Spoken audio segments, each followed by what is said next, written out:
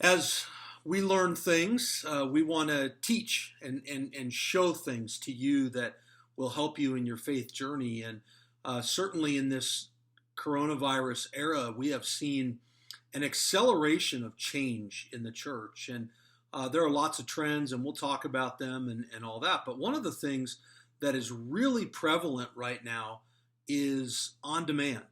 That instead of people, joining us at the appointed time, so like for us, 9 o'clock Pacific, people just kind of will watch it when it works for them to watch it. And there's a part of that that's really amazing. Like, people who are at a time in their life when they need a good word or they need some encouragement, and there it is. They can get it 2 in the morning, and it helps them through something.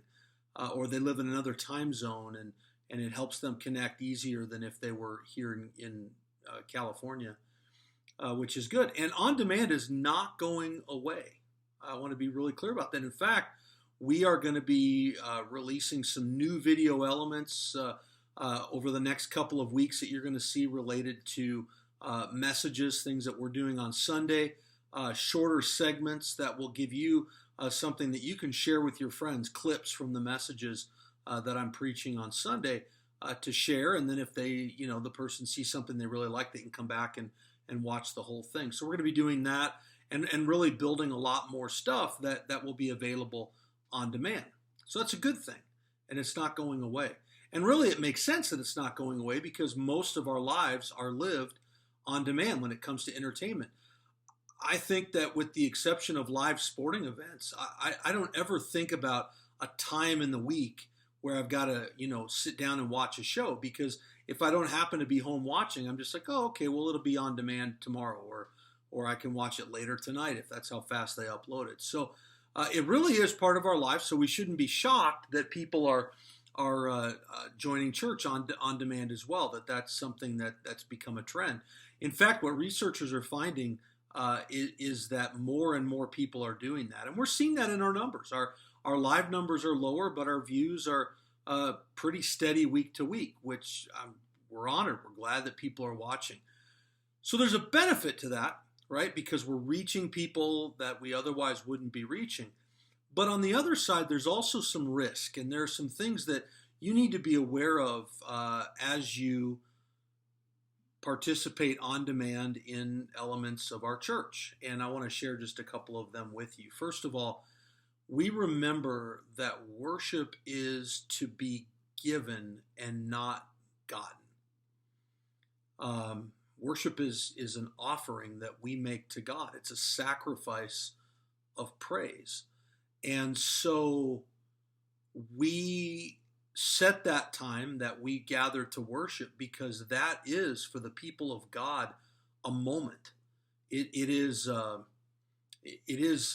is something that happens when God's people gather together in a time, whether it's in person, which we prefer, or online, which we are learning to grow with.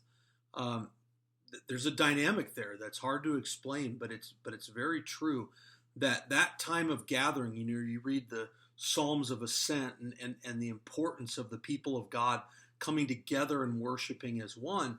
There's a unity that forms. And when we're kind of out on our own watching when we watch, we could miss that, especially if we're not connected to a small group or discipleship relationship or with our text loops or something along those lines. So that's one, is that we remember worship is something that we give. And so Sunday at 9 may not be the most convenient time for you, but if there's a way to make that work, you'll benefit from that. We don't have a lot of people calling saying, man, I was going to do something else. I decided to worship and it was the worst choice I've ever made in my life. People usually really benefit from that. We also remember that part of that is that God designed us for a day of rest. And, here I'm not coming at you with the whole, you're not holy and you don't love God if you don't take a day off. But he did not design us to go full throttle 7 days a week. It just long term doesn't work. And so there's nothing wrong with watching, participating with the message with worship online on a Wednesday, Tuesday, Saturday, or whatever day it is. but I really want you to carve out a day of rest that can be a part of that so that you can enjoy the gift that God gave you, because that gift of rest is a huge thing biblically and a preview of the rest that God offers eternally, and He wants us to enjoy that now. So that's really important. Another thing with that is that it's really easy when you're watching something on demand, because it's so accessible, not to be completely focused on it. So when you're watching a show, like when I'm watching a show, it's very common. In fact, my wife said the other day, "Do we ever watch stuff online where we don't also have our phone in our hands?" And it's kind of like, no, we really don't. Um, and so it's easy to say, "Well, I'm watching church and I'm checking my stocks," or I'm listening to the message, and I'm also looking through my emails and all those things. And I just think, a good benchmark for that would be if you envision yourself watching the service in the worship center, would you be doing those things in the worship center that you might be doing at home? And I made a video a while ago, like when this thing first started, about how to really do online worship well. And one of the things I said is that we really have to carve out space and time to do that, and really prepare our hearts, get ready for it, and really lock in. The last thing that I want to say is that I hope you're participating in some way. And it's hard to monitor those things for us, and hard for us to keep up with how do we measure, monitor all those things. But people are struggling right now, and the Barna Group did a study that showed that almost a third of Christians have stopped participating in church altogether. I mean, just done and out. And what's sad is that in follow-up questions that they asked, they were able to find a really clear connection between disconnecting from worship and rise in mental struggles, anxieties, things like that.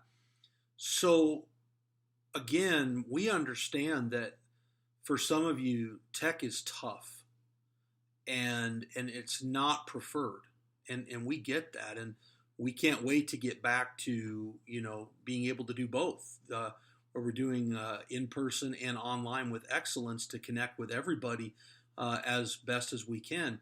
But in the meantime, we've just got to find a way to power through and be faithful, because we are a church, and if people are disconnecting, we're all suffering, because we're a body together, and we really need each other, and we need that nourishment that comes from that. And so if you're struggling to connect with things, give the office a call.